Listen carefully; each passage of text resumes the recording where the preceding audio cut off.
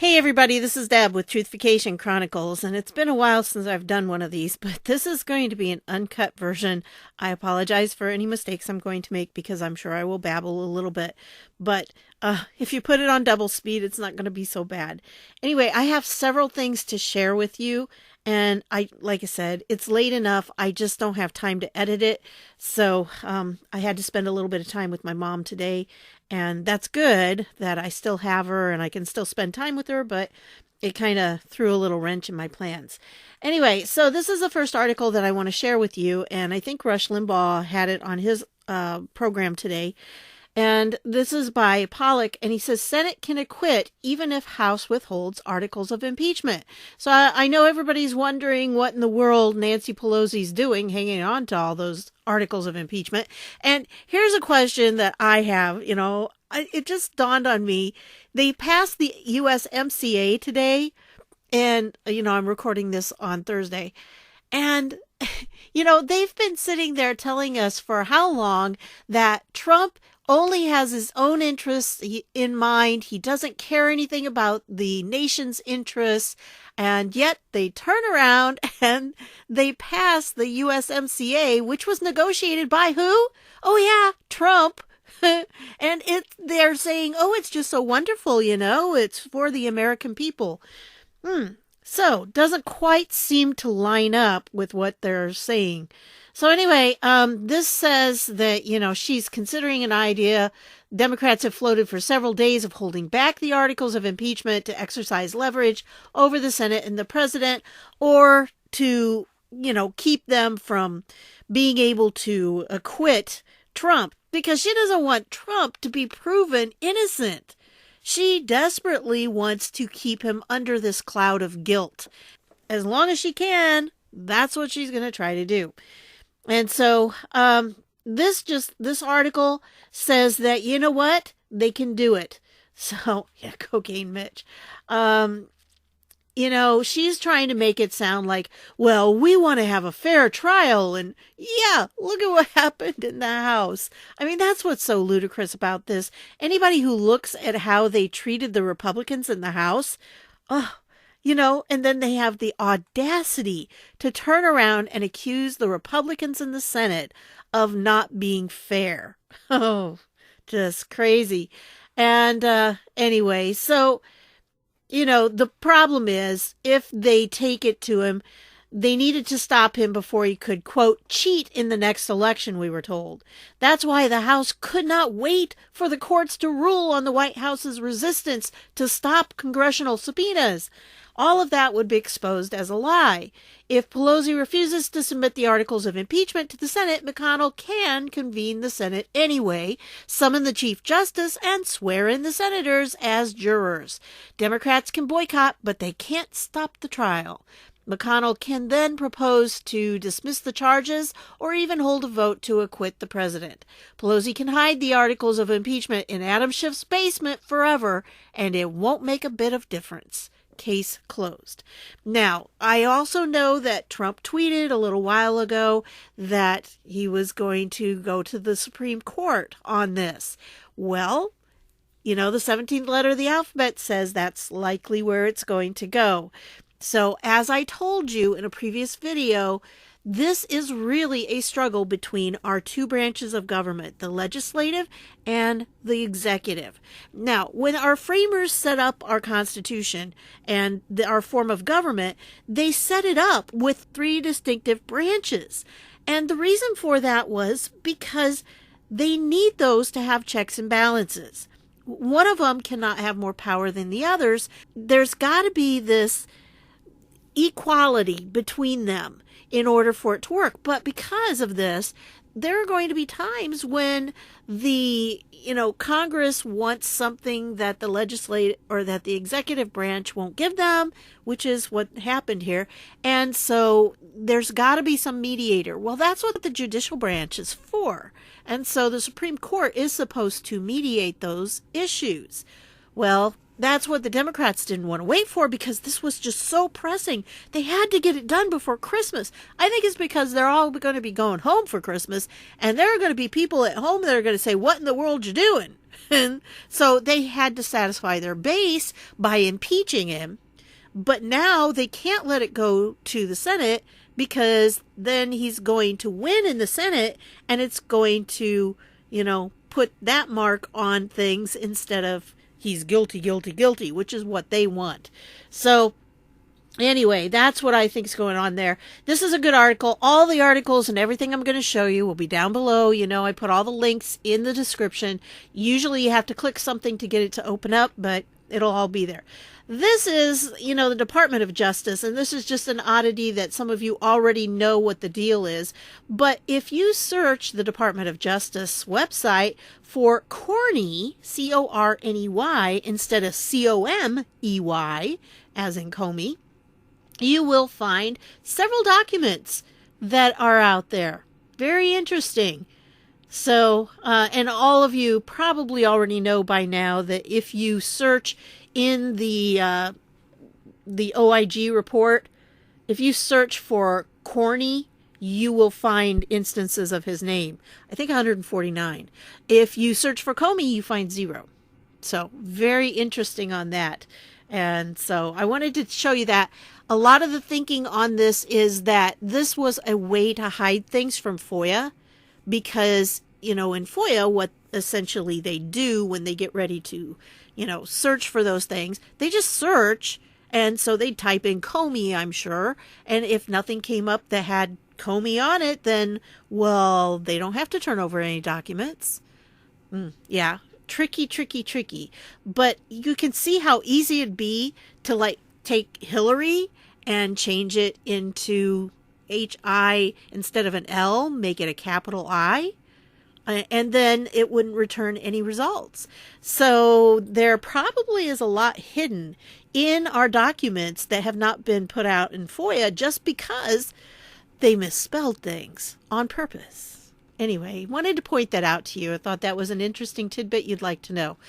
Okay, this article right here is a good article, but it's a little on the dry side. And if you haven't read the OIG report, then you probably aren't going to know too much about it. But this guy right here, Joe Pientka was the other agent other than Peter Strzok who went to interview Mike Flynn. Okay. But for some bizarre reason, his name is redacted in everything. But we know who he is. His name is Joe Pientka. And you don't see his name very much. And it's not in this report. Okay, this is the OIG report on the FISA abuse. It's not in here. But if you look for SSA space 1, you'll find 229 instances of his name. And this is the guy. Because if you go through, there's telltale signs that this is who it is. And so right here it says his supervisor for the Carter Page investigation, it's talking about this, SSA-1 was responsible for confirming that the Woods file was complete and for double-checking the factual accuracy review to confirm that the file contained appropriate documentation for each of the factual assertions of the FISA application. That's Pientka. Okay, that was his job. He was the supervisor for the Carter Page investigation. His supervisor for the Carter Page investigation, comma, and then it has SSA-1, who's Pientka. So that was his job. He was supposed to be the one that was confirming the Woods file. And the Woods file is that document that they have where they have checkoffs and things that they put in checkoff, not like the Star Trek checkoff, check boxes where they check things off. Sorry, my mind goes there. I'm a Trekkie. What can I say? Anyway, so they had that Woods file and they mark things that they have in there, whether they have the evidence or not, because the Woods file is what they have to provide the court, since when they go to the court only gets one side of the story. When they go to the FISA court, they only get the side of the prosecutors. And if there is any exculpatory evidence, they have to provide that. And that's what the Woods file is. That's any data or any information they have that might possibly exonerate the person they're talking about. And they want to get the FISA on. So anyway, I wanted to point that out to you because, this is who this is. When you go through, let me go to another one here. Yeah, sorry, 12. And he was the one that signed the Woods form that said, yeah, we're giving you everything. Right, we are.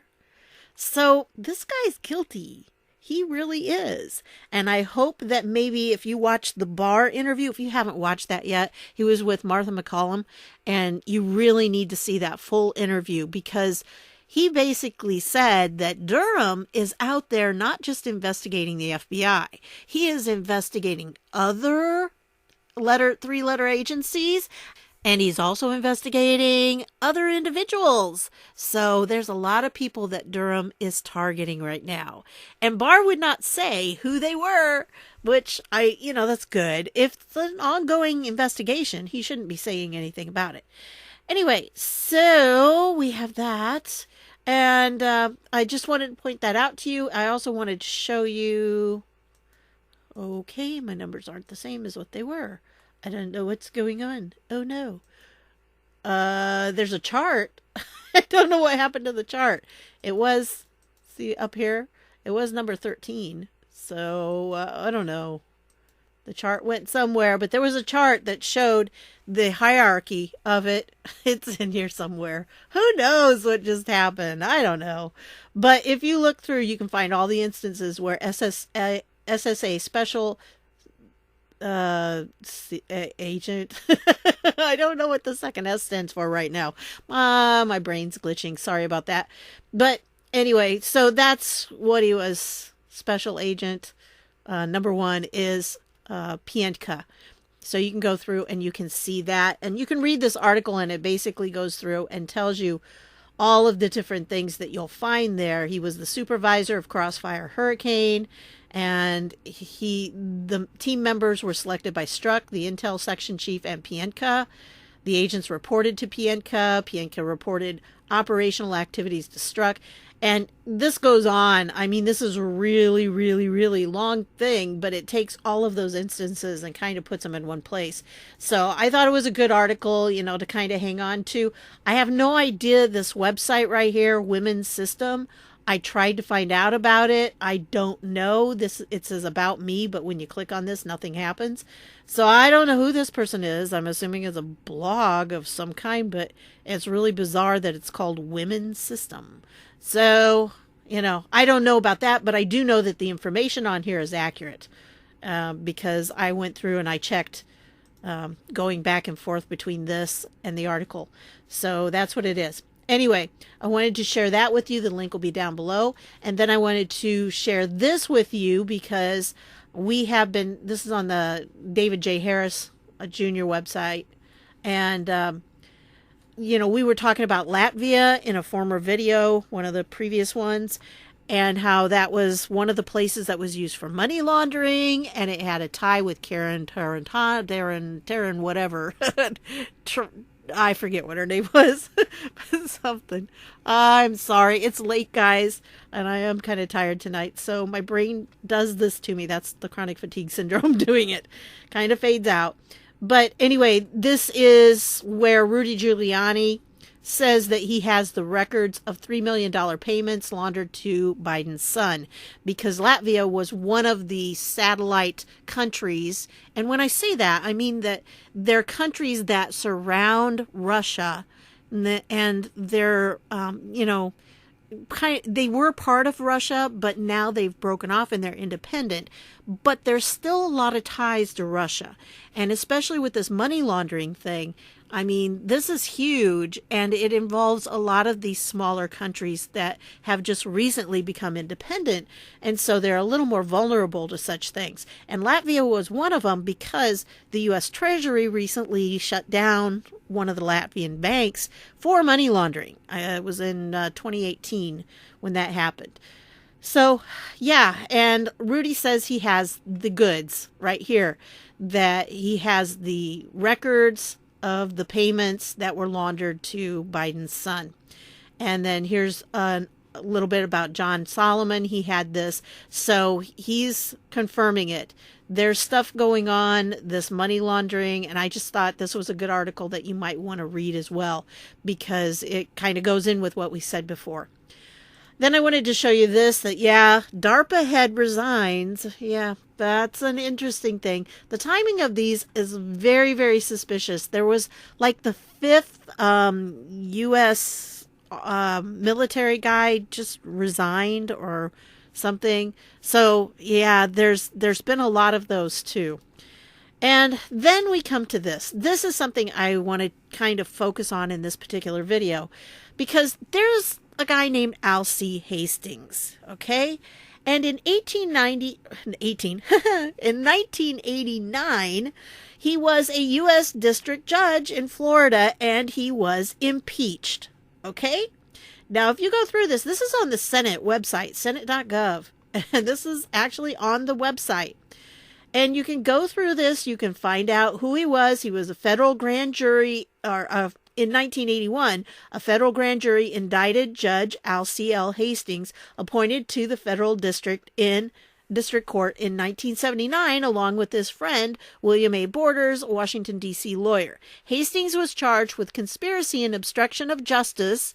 Interesting, right? Obstruction of justice, for soliciting a $150,000 bribe in return for reducing the sentences of two mob-connected felons convicted in Hastings' court. A year after Borders was convicted of conspiracy, the result of an FBI sting effort, Hastings' case came before the criminal court. Despite Borders' conviction and the fact that Hastings had indeed reduced the sentences of the two felons, he was acquitted in a criminal court in 1983 and returned to his judicial post. Subsequently, suspicions arose that Hastings had lied and falsified evidence during the trial in order to obtain an acquittal. A special committee of the 11th Circuit Court of Appeals began a new probe into the Hastings case. The resulting 3-year investigation ended with the panel concluding that Hastings did indeed commit perjury, tamper with evidence, and conspire to gain financially by accepting bribes. The panel recommended further action to the U.S. Judicial Conference, which, in turn, informed the House of Representatives on March 17, 1987, that Judge Alcee Hastings should be impeached and removed from office. Okay, so it went to the House. The House actually had 17 articles of impeachment against him. Wow, that 17 just pops up all over the place. And the charges included conspiracy, bribery, perjury, falsifying documents, thwarting a criminal investigation, and undermining the public confidence, quote, in the integrity and impartiality of the judiciary. The Senate received the articles on August 9th of 1988. Okay. And at that time, I believe that the Senate was under Democrat rule. I'm not 100% sure on that. I should have checked it. But I think because I believe that Byrd was in charge at that time. So, yeah, I'm pretty sure. Anyway, so it goes through, and they went through the whole impeachment, and it gives you the chronology here. And he was appointed, by the way, by Jimmy Carter originally. And so it goes through, its petitions and everything. And so there were, down here, it will tell you. So here's how the votes came out. On Article 1, it was 69 to 26 as guilty, 68 to 27 on this one, guilty. Guilty on Article 4, Article 5, guilty. Article 6, not guilty, because it was split, and it has to be 67 at least. Article 7, guilty. Article 8, guilty. Article 9, guilty. Articles 10 through 15, Senate chose not to vote on these articles. Article 16, 0 guilty, and 95 not guilty. So it says down here if you want to read through all of them. And then Article 17 didn't pass either because 60 guilty was not 67. It had to be 67 to make it. So, but he was found guilty on 8 of the 17 articles of impeachment. Okay, now you're probably wondering why I'm going through all this. Yeah, here's the Senate impeachment trial committee. But they set up a committee, first of all, to look at it and see whether he should be impeached.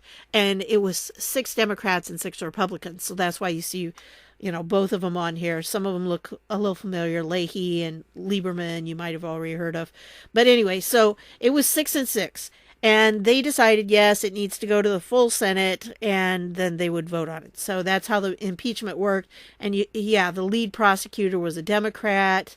And here's some of the other people. And so everything you need to know is all on here. If you want to look at it and go through, you can see what all it has to say.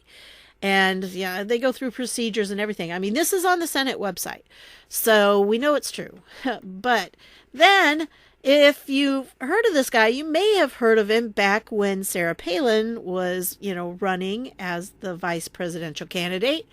And he basically said, if Sarah Palin isn't enough of a reason for you to get over whatever your problem is with Barack Obama, then you darn well had better pay attention. Anybody toting guns and stripping moose don't care too much about what they do with Jews and blacks. So you just think this through. Nice guy, huh? Yeah. So he did apologize. He says, I regret the comments I made last Tuesday that were not smart and certainly not relevant to hunters or sportsmen.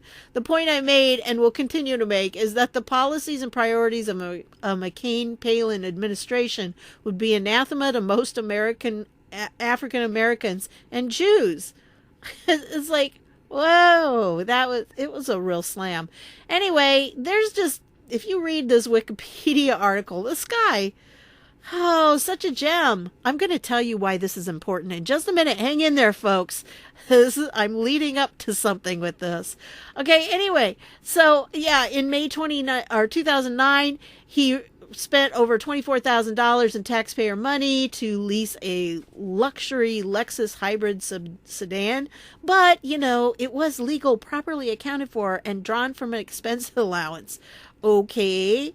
And then, of course, about the Affordable Care Act. He was definitely supporting that. But then in June 2011, he was in this sexual harassment allegation.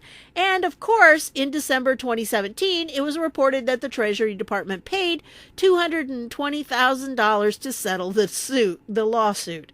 So yeah, where do you think the Treasury Department got that money? Yeah, out of our pockets.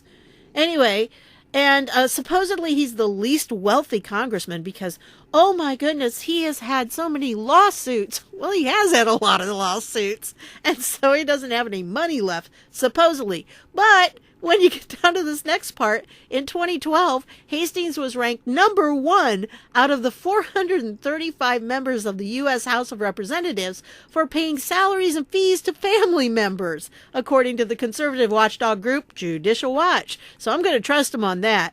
And you got to sit there and go, wait a minute, he was number 1. He was like the worst. He paid the most money in salaries and fees to family members. Okay, so of course the man himself doesn't have any money, but his family members sure do. They were the ones getting rich. And look at this.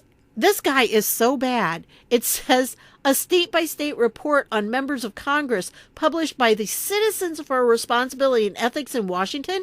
That's crew, folks. That's a Democrat-leaning crew. That's one of, Media Matters people. So they're really anti-Republicans. But yet, they reported that Hastings paid his girlfriend, Patricia Williams, an attorney who worked as his deputy district director, $622,000 over the 4-year period. So, this guy is shady, man. But guess what? Yeah, in 2016, Hastings won the general election on November 8th, 2016, defeating Republican Gary Stein 80% to 20%. And in 2018, he won again. Hastings won the general election on November 8th, 2018, running unopposed. And what are his committee assignments? Well, he's on the Committee on Rules. Yep. And they're the ones that they went for like 12 hours on Tuesday, I guess it was, trying to figure out what the rules were going to be for this impeachment vote that they did. Yeah, a little after the fact, but, Anyway, so yeah, he is the vice chair, currently the vice chair of the Committee on Rules in the House. Yeah, after all that, the guy was impeached. He was convicted. I mean, he was found guilty, stripped of his judgeship, and then he gets voted into Congress. I mean, really, you can't make this stuff up. And he is currently the chair of the Helsinki Commission, which is, an interesting little commission that deals with the Commission on Security and Cooperation in Europe. Yeah, that's what it is. So don't you rest assured knowing that our country's security and the dealings with Europe here, are in his hands. Well, just wait. I'm not done yet. Anyway, so he also, I mean, these are like, some of these are former ones. They really didn't keep this up totally, but these are, some of the caucuses and things. He didn't like Trump putting the Israel capital in Jerusalem. I can't talk tonight. Sorry. He's definitely for gun control big time, and he favors reinstating the federal assault weapons ban and all that stuff. And of course, connection with lobbying firms. So this is the guy who is on the Rules Committee. Yes, this is still a member of Congress, but let's go on. So this is his website. I mean, this is his congressional website. And you can go through, of course, it doesn't mention anything about him being impeached. But then again, I don't think I'd put that in my bio either. But still, it's kind of an important thing, don't you think? So it says all these wonderful things. Yeah. So again, he's vice chairman of the powerful House Rules Committee, which has broad jurisdiction over determining the terms and conditions known as special rules or rules under which legislation is considered. He plays a leading role in moving democratic priorities through the legislative process. Such a nice guy to be doing that. Yeah. So then it goes on, and look at all these things. With over 10 years of experience in the intelligence community, Mr. Hastings remains committed to ensuring our national security and protecting the American people. There you go. You can sleep at night now because your life is in this man's hands. Yeah. So, in the 111th Congress, Mr. Hastings served as vice chairman of the House Permanent Select Committee on Intelligence. Yeah.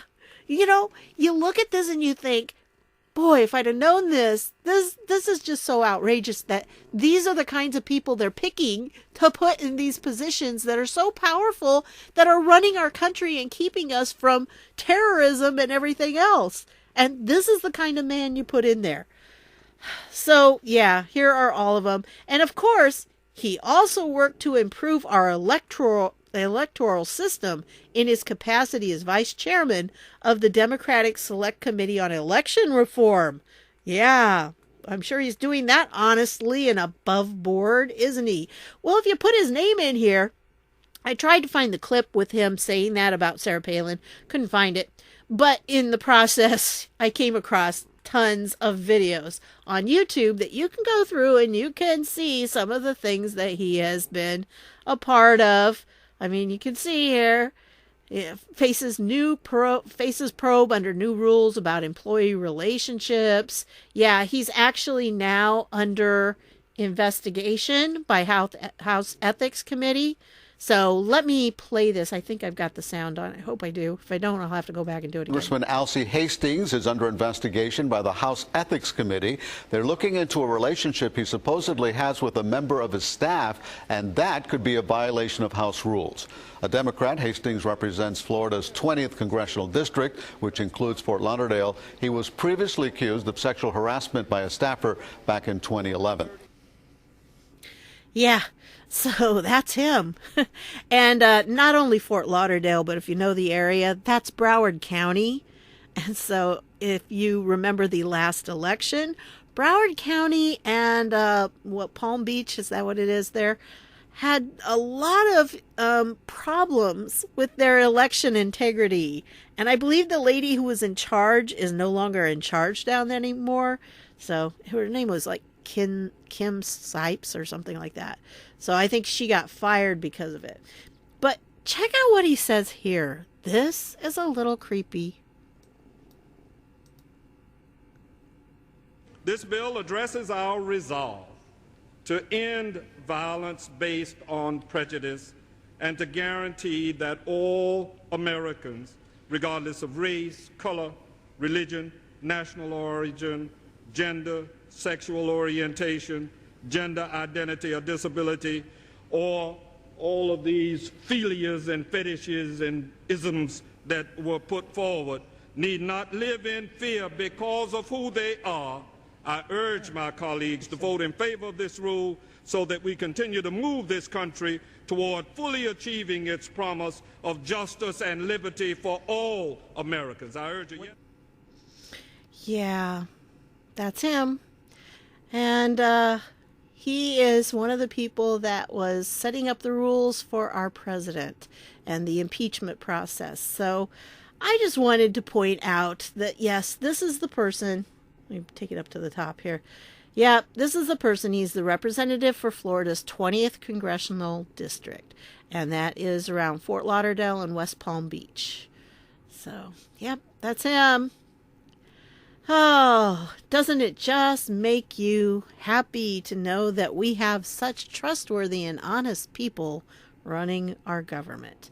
Anyway, he was diagnosed with pancreatic cancer in 2019, but he's still in there kicking, so evidently. You know what? It really surprises me because pancreatic cancer has a very low survival rate, but it just seems like all these congressmen that get that just seem to sail right through it. Just kind of odd. Didn't Ruth Bader Ginsburg have pancreatic cancer? Wasn't that one of the cancers she had? I mean, that woman is, beaten a lot of stuff, supposedly. And so, anyway, I just wanted to share this with you because when it comes to impeachment, I think it is pretty incredible that you can be impeached. And if you saw what they added on to the impeachment statement for Trump, it was like, he shall never, ever, ever again hold any office whatsoever. But I guess it was okay for this guy, right? Because he's still in there in Congress. So that's what I've got for you on this one. I want to thank you for stopping by, and I'll see y'all later.